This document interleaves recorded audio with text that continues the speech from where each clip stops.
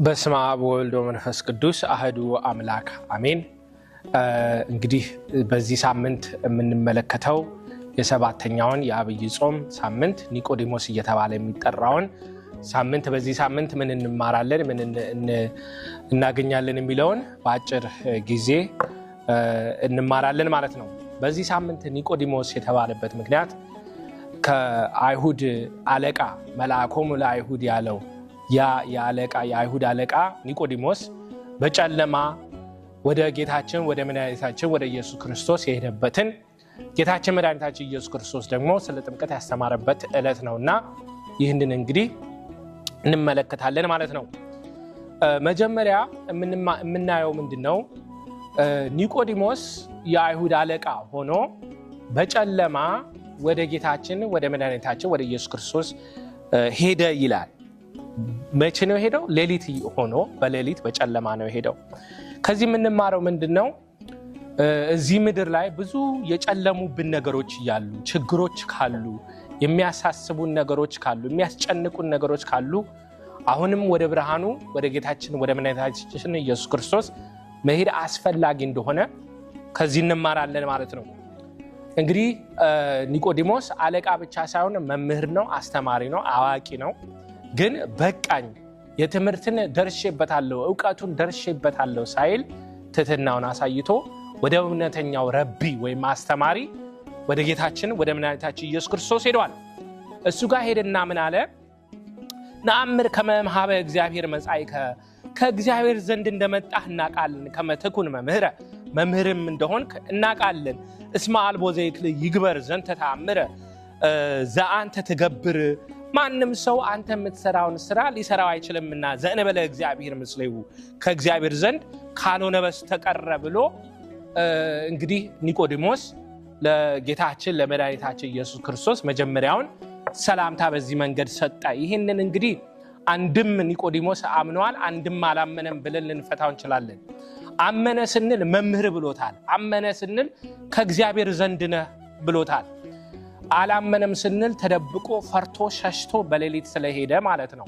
ይህንን የምናየው ምንድነው? ኒቆዲሞስ የሚያሳየን መጠራጠርን ማስወገድ እንዳለብን። እውነቱን ለመናገር ወደ እግዚአብሔር ስንሄድ እምነታችንን መስክረን ሳናፍርበት እውነት የምናምነው በጌታችን በኢየሱስ ክርስቶስ ነውና እሱን መመስከር እንዳለብን እናያለን። ክርስቶስ ከዚህ በኋላ ለዚህ ሰላምታ የሰጠው መልስ ምንድነው ስንል ወአውስአ እግዚእ ኢየሱስ ወይቤሎ ኢየሱስ ክርስቶስ ደግሞ እንዲህ ብሎ መለሰለት ይላል። አማን አማን እብለከ እውነት እውነት እልሃለሁ ዘይተወልደ ዳግመ ይርኤያ ለመንግስተ እግዚአብሔር ሁለተኛ ካልተወለደ በስተቀር መንግስተ ሰማያት መግባት አይችልም ብሎ ጌታችን ኢየሱስ ክርስቶስ ለኒቆዲሞስ ይህንን መልስ ሰጠ። እዚህ ጋር እንግዲህ ጥያቄ ሊነሳ ይገባል። ኒቆዲሞስ ያለው ከእግዚአብሔር ዘንድ እንደመጣህ እናውቃለን፣ አስተማሪ እንደሆንክ መምህር እንደሆንክ እናውቃለን ብሎ ሰላምታ ሰጠው።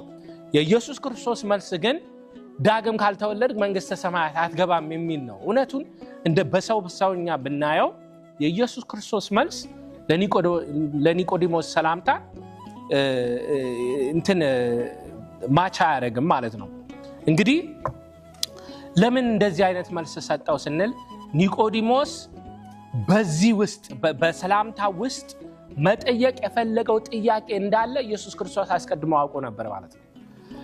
አንተ ከእግዚአብሔር ዘንድ ነህ እኮ ይህንን የምትሰራውን ተአምር ከእግዚአብሔር ዘንድ ካልሆነ ማንም ሌላ ሊሰራው አይችልም ማለት በውስጡ ከእግዚአብሔር መጥተሃልና ወደ እግዚአብሔር እንዴት ነው መሄድ የምንችለው እያለ እየጠየቀ ነው በውስጡ። አንተ ከእግዚአብሔር መጥተሃል ማለት እንግዲያውስ ወደ እግዚአብሔር የምንሄድበትን መንገድ ታውቃለህና እሱን ንገረኝ እያለው ነው ኒቆዲሞስ። ክርስቶስ ይህን ገብቶታል።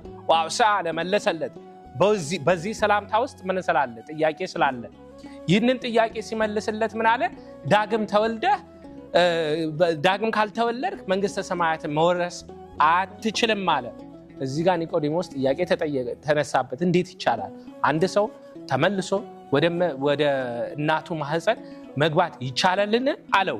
ጌታችን መድኃኒታችን ኢየሱስ ክርስቶስ ምን አለው?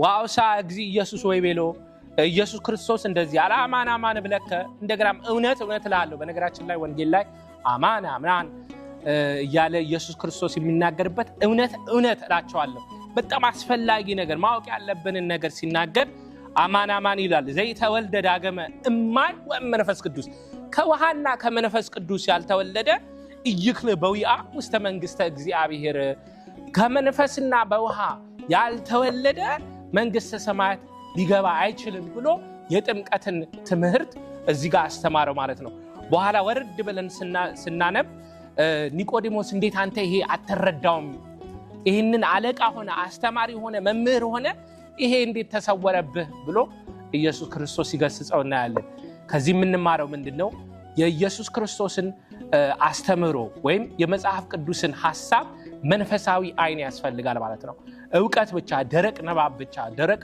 ዕውቀት ብቻ የመንግስተ ሰማያዊውን ነገር ላንረዳው እንችላለን ማለት ነው በመጨረሻው ማየት ያለብን ይሄ ጉዳይ ይሄ ኒቆዲሞስ ስለ ጥምቀት በአሁን ሰሞን ለምን ይነበባል እንግዲህ ያንዳንድ ሳምንቱ ዘወረደ ቅዱስ ምኩራብ እያለን እስከ ኒቆዲሞስ ደርሰናል ማለት ነው የዛሬ ሳምንት ሆሳዕና ይሆናል ከዛ በኋላ ፋሲካ ነው እያንዳንዱ ሳምንት ከጌታችን ኢየሱስ ክርስቶስ ፋሲካ ጋራ ከስቅለቱ ጋራ የሚገናኝ ነገር አለ ኒቆዲሞስ ግን ስለ ጥምቀት ነው ጥምቀትና ስቅለቱ ምን አገናኘው ብንል ወደ ታሪክ እንሄዳለን በታሪክ ስናይ ብዙ ጊዜ አዳዲስ ክርስቲያኖች የሚጠመቁት ፋሲካ ዕለት ነበር ፋሲካ ዕለት ስለሚጠመቁ እነዚህ አዳዲስ ክርስቲያኖች ተጠምቀው ቅዱስ ቁርባን እንዲወስዱ ለማዘጋጀት የኒቆዲሞስ አስተምሮ ቀደም ብሎ ይነበብላቸው ነበር ለምን